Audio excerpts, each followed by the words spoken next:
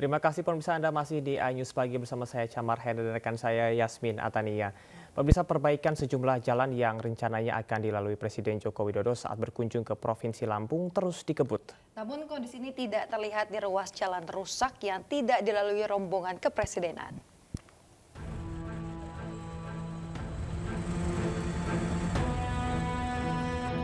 Perbaikan sejumlah ruas jalan rusak di Lampung yang rencananya akan dilalui Presiden Republik Indonesia Joko Widodo saat kunjungan ke Provinsi Lampung terus dikebut. Namun kondisi ini tidak terlihat pada ruas jalan yang tidak dilalui saat kunjungan Presiden Republik Indonesia. Salah satunya jalan yang terletak di Kabupaten Tulang Bawang, Lampung, yang merupakan akses jalan utama menuju gerbang tol Lambung Kibang ini mengalami kerusakan parah. Banyak lubang-lubang berdiameter besar sangat membahayakan pengendara yang melintas. Para pengendara harus ekstra berhati-hati dan bergantian saat hendak melintasi jalan ini. Kondisi jalan diperparah saat musim penghujan. Kubangan jalan tertutup dengan air dan licin. Jalan sepanjang 6 km ini mengalami kerusakan parah sejak 3 tahun lalu dan belum ada perbaikan serius dari pihak terkait. Kondisi ini sangat dikeluhkan warga, tak jarang kendaraan yang melintas mengalami kecelakaan dan terguling. Dari mana? Dari Pekanbaru. Iya, bagaimana menurut Bapak jalan di Lampung nih? Wah, mantap lah ini. Mantap ini. Kalau untuk kolam lele bisa lah Bang itu Bang. Jalan ini ya. Untuk masyarakat Pak, semestinya kita ini minta pemimpin yang bijaksana. Jadi mengenai pembangunan jalan maupun di segala macam itu seharusnya nggak usah 100% lah Pak. 80% aja. Masyarakat kayaknya udah bahagia begitu. Kalau jalan cuma parah Pak, lubangnya udah dalam. Jadi penghambat nggak sih Pak? Hambat Pak. Ya kurang lebih ya kita terhambat di waktu kan karena kita pelan nggak bisa ini. Warga berharap adanya tindakan dari pemerintah, khususnya pemerintah Provinsi Lampung, agar segera memperbaiki jalan yang juga merupakan jalan penghubung antara Kabupaten Tulang Bawang dengan Kabupaten Tulang Bawang Barat dan juga terhubung ke jalan lintas timur Sumatera. Dari Tulang Bawang, Lampung, Ahmad Lutfi Rosyadi, iNews melaporkan.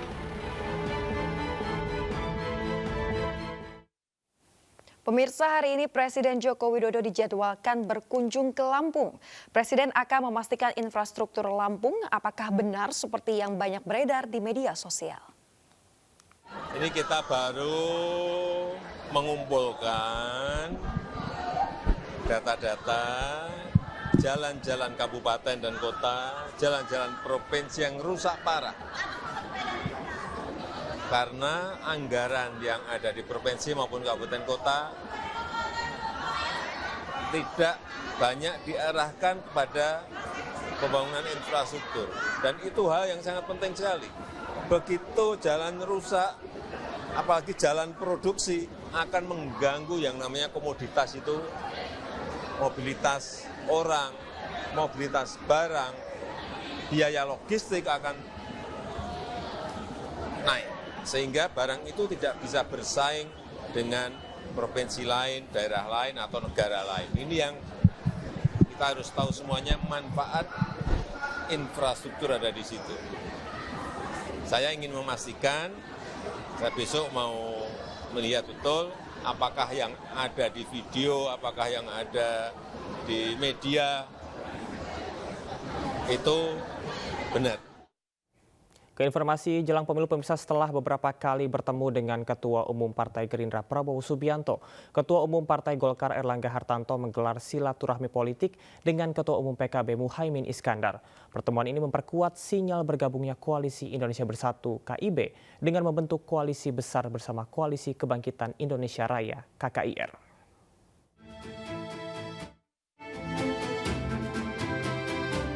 Sinyal terbentuknya koalisi besar jelang Pilpres 2024 semakin kuat. Sinyal ini semakin kuat saat dua koalisi, yaitu Koalisi Indonesia Bersatu (KIB) dan Koalisi Kebangkitan Indonesia Raya (KKIR) semakin intensif menggelar silaturahmi politik. Pimpinan partai politik kedua koalisi pun beberapa kali telah menggelar pertemuan. Kali ini pertemuan lanjutan digelar antara Ketua Umum Partai Golkar Erlangga Hartarto dengan Ketua Umum PKB Muhaimin Iskandar. Bertemu di pelataran Senayan, Jakarta, keduanya pun memberi sinyal akan terbentuknya koalisi besar menghadapi Pilpres 2024. Masing-masing akan terus bergerak dan komunikasi dengan partai lain agar koalisi besar, tetapi intinya Golkar dan PKB. Cawapresnya masih dalam proses pembahasan. Saya sangat percaya Partai Golkar punya pengalaman, PKB punya sejarah, Partai Golkar juga punya sejarah. Kebersamaan yang diawali oleh KIB maupun KKIR ini menjadi sangat strategis posisi PKB dan Golkar sebagai inti koalisi. Sebelum bertemu dengan Caimin, Erlangga Hartarto juga berkesempatan bertemu kembali dengan Prabowo Subianto di kediaman Ketua Dewan Pembina Partai Golkar Abu Rizal Bakri. Tim Liputan iNews melaporkan. Partai Persatuan Indonesia, Partai Perindo terus menunjukkan eksistensinya di kancah politik tanah air. Hal ini seiring dengan meningkatnya elektabilitas partai yang dipimpin oleh Haritanu Sudibyo. Berdasarkan hasil survei terbaru Lembaga Survei Nasional LSN yang dilakukan pada 25 April hingga 2 Mei 2023, elektabilitas Partai Perindo dapat mengungguli partai parlemen seperti PAN dan P3. Direktur Eksekutif LSN Gema Nusantara Bakri mengatakan, jika pemilu dilaksanakan saat ini, sebanyak 5,1% responden memilih Partai Perindo, sementara PAN 2,8% dan P3 1,9%.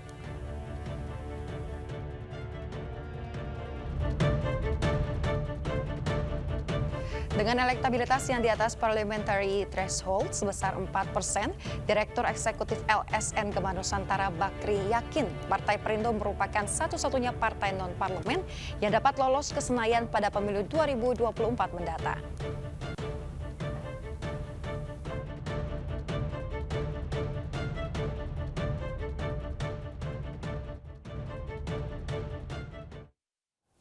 Pemirsa, Ketua Umum Pengurus Besar Nahdlatul Wathon Diniyah Islamiyah atau NWDI, Tuan Guru Bajang Muhammad Zainul Majdi menghadiri halal bihalal di Ponpes As-Saidiyah NWDI Tempos Kecamatan Gerung, Lombok Barat, Nusa Tenggara Barat. Kegiatan halal bihalal dalam rangka Idul Fitri 1444 Hijriah ini disambut antusias oleh ratusan santri dan masyarakat sekitar yang hadir di lokasi.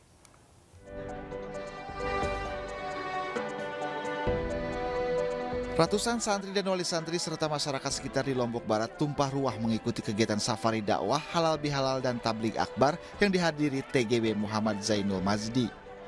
Ratusan santri dan jamaah NWDI yang sudah lama menunggu berebut ingin bersalaman dengan tokoh agama dan tokoh nasional karismatik ini yang juga Ketua Harian Nasional DPP Partai Perindo.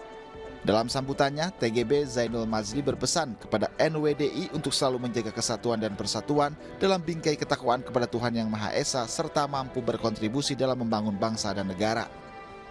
Apa guna permusuhan? Apakah kalau kita memusuhi orang kemudian kita akan hidup selamanya? Semua kita akan meninggal. Maka urusan kita yang paling penting untuk kita siapkan bukanlah urusan sekedar berbalas-balasan dengan orang.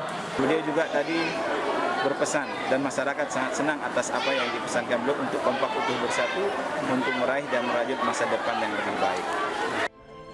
Acara halal bihalal juga dirangkaikan dengan wisuda para santri-santriwati baik sanawiyah dan aliyah yang akan melanjutkan pendidikan ke jenjang yang lebih tinggi. Dari Lombok Barat, Nusa Tenggara Barat, Muzakir, iNews melaporkan.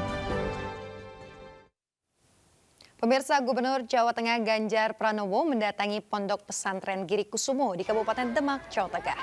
Kegiatan ini untuk halal bihalal bersama Kiai Haji Munif Zuhri bersama para santri.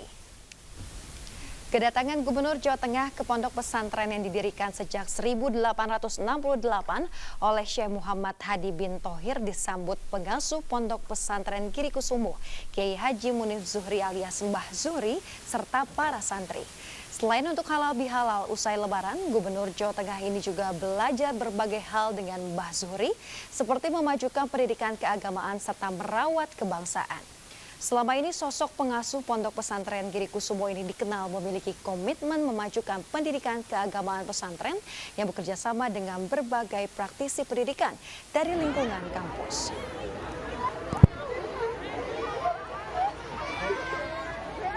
Beliau punya ide yang banyak. Bahkan beliau hari ini sedang mengembangkan diskusi-diskusi antara kampus dengan pesantren dan udah berjalan beberapa seri. Jadi kiainya ada. Kita beralih ke informasi olahraga. Tim tenis lapangan dan tinju Indonesia bertolak ke Kamboja untuk SEA Games 2023. Tim tenis mengusung meraih 3 medali emas, sedangkan tim tinju berharap bisa mendapatkan 2 medali emas.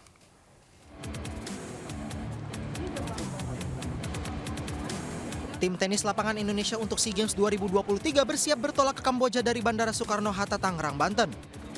Pada gelaran pesta olahraga terbesar se-Asia Tenggara itu, tim tenis lapangan Indonesia menargetkan sedikitnya 3 medali emas. Kita ditargetkan 3 medali emas dari Kementerian Olahraga dan tentunya kita akan berusaha dan tidak mudah, tapi kalau dilihat persiapannya dan komitmen para atlet akan berusaha dan mudah-mudahan bisa memberikan yang terbaik. Kalau untuk tenis kita overall target kita kan 3 emas ya. Jadi ya mudah-mudahan kita bisa mencapai target itu atau bahkan melampaui. Ada pesan sendiri mungkin dukungan kepada masyarakat Indonesia? Ya kita semua akan melakukan yang terbaik. Jadi gimana pun hasilnya kita mohon dukungan yang sebanyak-banyaknya dari seluruh pecinta tenis Indonesia. Pada ajang SEA Games kali ini, tim tenis lapangan membawa 10 atlet terbaiknya terdiri dari 5 putra dan 5 putri. Mereka akan bersaing di 7 nomor di SEA Games 2023 nanti. Selain tim tenis lapangan, tim tinju Indonesia juga bertolak ke Kamboja. Di SEA Games ke-32 Kamboja, tim tinju Indonesia menargetkan bisa meraih 2 medali emas. Mereka akan besok mulai drawing dan tanggal 6 mulai bermain di babak kualifikasi. Harapannya kita dapat paling tidak 2 medali emas. Ya, kalau pada SEA Games di Vietnam 1 medali emas, ya ini kita harap 2 medali emas. Saya bersemangat untuk demi meraih medali nanti di Kamboja, Indonesia, dan untuk Pertina makin jaya, makin bersemangat karena persiapan kami sudah matang dan kami percaya diri untuk meraih medali dan prestasi setinggi-tingginya dan mengundangkan bendera merah putih. Untuk cabang olahraga tinju, PP Pertina mengirim 11 atletnya dengan 8 petinju putra dan 3 petinju putri. 5 ofisial juga ikut serta terdiri dari 4 pelatih dan 1 manajer. Dari Tangerang, Banten, Hasnugara, iNews melaporkan. Pemirsa, Indonesia berpesta gol kala menghadapi Myanmar pada laga kedua Grup A cabang olahraga sepak bola putra SEA Games 2023. Skuad Garuda Muda menang 5 gol tanpa balas.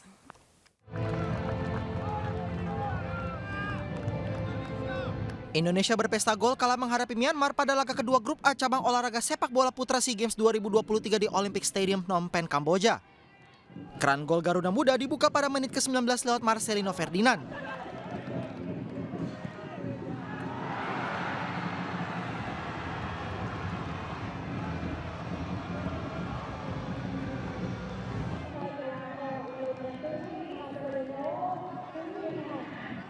Lalu pada menit ke-31, skuad besutan Indra Syafri mendapat penalti usai Marcelino dilanggar oleh Shin Tan Aung. Muhammad Ramadan Sananta yang maju sebagai eksekutor mampu menjalankan tugasnya.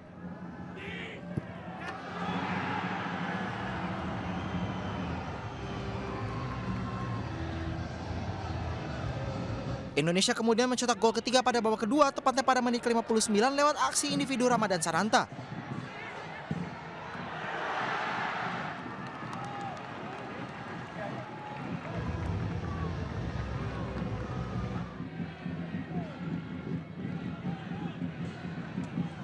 Memasuki menit ke-74, Indonesia menambah gol kali ini lewat Fajar Fatur.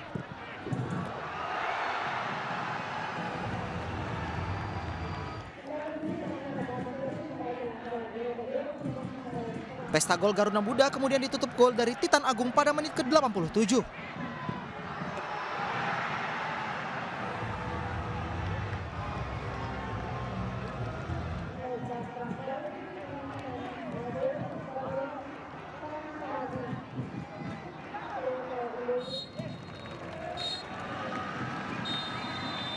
Menang 5-0, Indonesia memuncaki klasemen sementara Grup A dengan 6 poin dari 2 laga, sedangkan Myanmar di peringkat ketiga dengan 3 poin. Pemirsa, Black Steel FC kembali menunjukkan keperkasaannya di ajang AFF Futsal Club Champions 2023. Pada laga kedua, klub asal kota Manokwari, Papua Barat berhasil mengganyang klub asal Vietnam dengan skor meyakinkan 4-1.